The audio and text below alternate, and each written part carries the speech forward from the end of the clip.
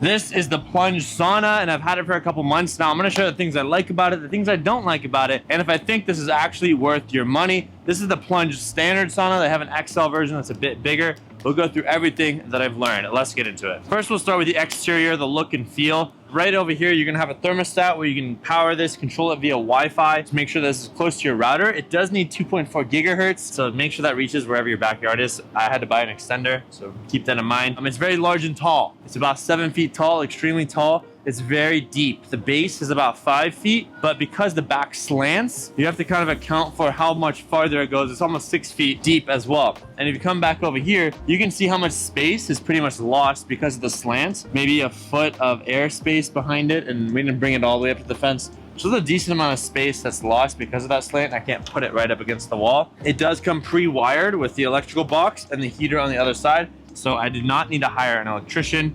You might need an electrician for the outlet, but now I just buy a cable, we'll plug it in, I'll show you that in a second. And if you kind of look around here, we've got the door. The door is massive, it's very nice, pretty thick wood, as you can tell. I think having thick wood is very important to keeping the heat inside and insulated, and it just makes it stay warm as long as you need it to. You don't want heat escaping, which goes to the fact of heat escaping is the door. This door is very big. Every time you open it, there's so much extra heat up here that's going to get lost. A lot of barrel saunas have very small doors and you have to kind of kneel into them. This one has a big door. It's nice, but when it comes to maintaining heat, if a lot of people are going in and out, I'll host these sauna parties, people are always easily going in and out. So it drops the temperature rather quickly when there's multiple people opening and closing the door. So that's something to keep in mind. It's got a nice glass view on the front, and then it's got another glass here. If you have the XL model, you have another piece of glass in this side as well, but the standard only has a glass, 2 pieces of glass. We have a vent here for letting air out. I keep that open if I'm not using it. It feels great when you're inside of it, but on the outside, it just feels like it's taking up a lot of extra space. When it comes to the gaps, I would really make sure that when you install this, use a mallet. We kind of rushed it. There was like 6 of us. We did it in about an hour and a half, and we rushed a little bit, and there's little gaps here where if we had a mallet and we used it, we could have pressed it to make sure the seals were stronger. Like right now, the door protrudes a little bit. There's kind of a large gap at the top and the gaps get smaller at the bottom. So it's not perfectly aligned. So if we used a mallet to make sure things were aligned as we put them in place, it would have been better and I wouldn't have as much heat escape. Like you can even see here, this is the smallest gap. It gets bigger up here, bigger down there. You want to minimize gaps as much as possible. If you plan to buy one of these, make sure to use my discount code Shervin. There is a link down below for the Plunge Sauna or any of the Plunge products like their cold plunges. If you click that link, it helps make us a little bit of money so we can keep making videos like this. They did send this to me for free, but this is unbiased. Now let's talk about the interior. Come on into my crib. So what's nice about these Plunge Saunas, the XL, you could do yoga. The standard, maybe or maybe not. You can't really do like mountain pose and reach up, but you could potentially like reach all the way out and about, which is really cool. But definitely a lot of space in here, about maybe elbow length plus some. I'm about 6 feet tall, 6 foot wingspan. There's an LED right here. You can change the color, which is nice. There's a remote. And this is the Hume heater. This is their 6 kilowatt version, I'm pretty sure. This uses 30 amps of power, which I was able to plug into my dryer outlet, and that's 30 amps. But the bigger one, you need a 50 amp outlet, and that's kind of usually a car charger, and you just have to get that custom installed. We just couldn't get any custom installed here. There's 2 benches. There's 2 rows. You have the small row, so when you're using it, you can kind of slide these back down, the small row down, and then we got a big row. It's got these latches to lock it into place. So if we want to get it into place, you can lock it down and make sure the holes are in. The hard part is you can't really see this that well. Now it's locked into place and it won't fall off. But this creates a 2-tier structure. I think it's rated for 5. It is a bit tight. So typically what I've noticed people doing here, especially if you want to be like conversational and talk to everyone, 3 people on the top maybe, and then 2 people standing over here. Because then you can face each other, you can have a conversation, and it's not as cramped on the seats. Also, the top seat is really nice because you can lean back. I have a pretty long torso, as you can see, so my head touches the top. If you have a shorter torso than me, then you'll probably fit. I could slouch to make it work. I love this. I love the leaning portion of it. I have a barrel sauna at my parents' house, and you have to sit like this, and you're kind of cramped. Whereas this kind of leans back. We have these massive open windows, and I can see out into the New York City skyline, so I love that. Just tell me that's beautiful. Come on, that is the most gorgeous view from the sauna. You've probably never seen a sauna like this in New York City, and I love it. I am so lucky.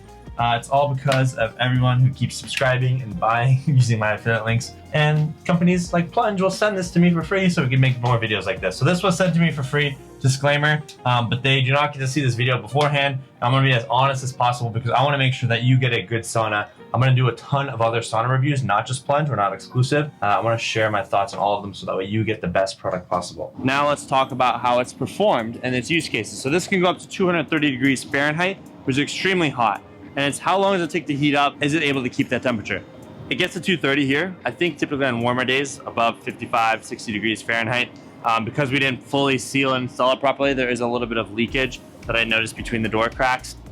But it's able to do 230 in about 2 hours, which is insane. But once I have people coming in, open and close the door, it'll drop to like 180, 190 degrees Fahrenheit, depending on the temperature outside. I'm excited to see how this holds up in the winter. Right now we're kind of in the summer, so it is a bit warmer. It does get very dry in there, so having something to pour water on the rocks is really important. I don't have that yet, but I'm gonna try to get one soon. And let's show you how the heater works. So what I love about this is really all you need is a cable like this. This is a 30 amp cable that I got off of Amazon. It's a L1430R cable. As you can see what it looks like. This is specific to the standard one. The XL has a different kind of cable. And if you have this outlet, all you need to do is take the cable. Even if you have any 30 amp outlet, I think ours is slightly different. I got an adapter, so it matches this type. And it works. You come over here, plug it into here. So then I can open this up and inside you can see the actual plug. So that is what the plug looks like. And now I'm gonna take this and plug it in. Boom. It's plugged in now. And I can let this latch release.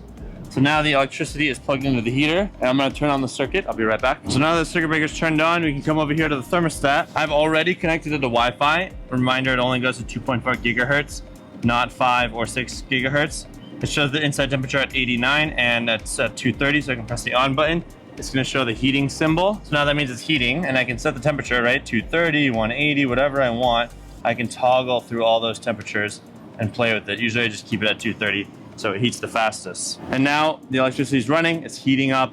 It's gonna get warm. I just try to make sure everything's closed. And that is how the Plunge Sauna works. In terms of cleaning and maintenance, I highly recommend when people come in here to use towels. Sweat is erosive, and I can tell when there's sweat and we don't clean it off. It shows stains on the wood. This is untreated wood. You can treat it yourself if you'd like, but I want to keep it as is to see how it kind of takes on the world. So I put towels all the time on the seats, the benches when I use it. That's very important. Try to rinse out the bottom and the benches after every major use to make sure to clean it as much as possible. The bottom piece is actually not fully connected to the walls. So when we installed this, I have a full video on the installation. It's like 6 panels in the ceiling and the roof. But if you come in here and look at the base, you can tell there's a little bit of a ridge here. So if I try to clean this out, water kind of gets stuck in here and it's hard to pour out. There are holes here, but I wish there was an easy way to clean this and drain this, but there isn't that much of that other than pouring a hose and kind of seeing all that water overflow. There's been a little bit of warping with the floor with the heat, but it's held up pretty well. Like it's kind of gone now. I do need to clean this up right over here. Yeah, I haven't found the easiest way to keep this floor as clean as possible. I need to work on that. In terms of wood quality, it's pretty good. There is like minor cracks that we had on delivery, but it holds up. It's working. It's a sauna that works. Some minor effects, and that's about it. I do like that the wood is pretty thick. That helps maintain the heat more, and that's pretty important. And then the roof. So because it rains and snows here, if we come to the side, you can see the roof. There's a little bit of a black layer on top, and it's slanted. So when it rains, it snows, it'll just allow water to drip off. You don't have to worry much about like things getting loaded on. Now a nice thing about all the Plunge products is they have a Plunge app. So I have the chiller here, I can control the temperature. I have my sauna here, I can control the temperature. I can set a schedule. Maybe I want it to turn on and off at certain times so I don't have to worry about it heating up.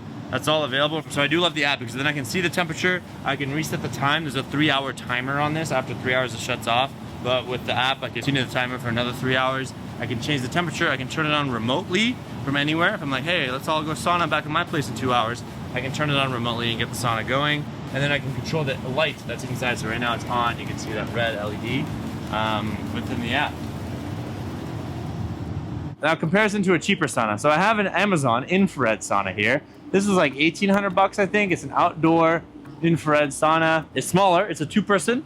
It's infrared. It gets to like 149 Fahrenheit versus that's 230 Fahrenheit. The glass doors are big, which I like. You can see the skyline as per usual, but it doesn't feel as hot. It takes longer. I have to sit in here about 45 minutes. Where there, I could probably only survive like 20 minutes. But you can see the depth difference. If you come stand over here, this sauna is up against the wall and it's almost half the depth as the Plunge sauna because of that slant. So that's one major factor, is the depth that it takes up. That just pops out a lot more. And then the second factor is the width. As you can tell, this is not as wide. It's almost as tall as me, It's not that tall, versus the plunge sauna is way bigger and way deeper. Like the size difference between these saunas is massive. So you need to make sure you have enough space for this. Whereas if you don't have much space, this is much easier to put in a smaller yard, maybe a patio, whatever it is. Stay tuned for all the future sauna reviews. This is just the first. I also have a video on the setup process if you haven't watched that yet. Since you enjoyed this video, make sure to subscribe, turn on notifications, follow me on all socials at Shervin Shares, Strava, X, Instagram, whatever it is. I'm gonna have more sauna videos coming out soon, so stay tuned for those. See you in the next one. Peace.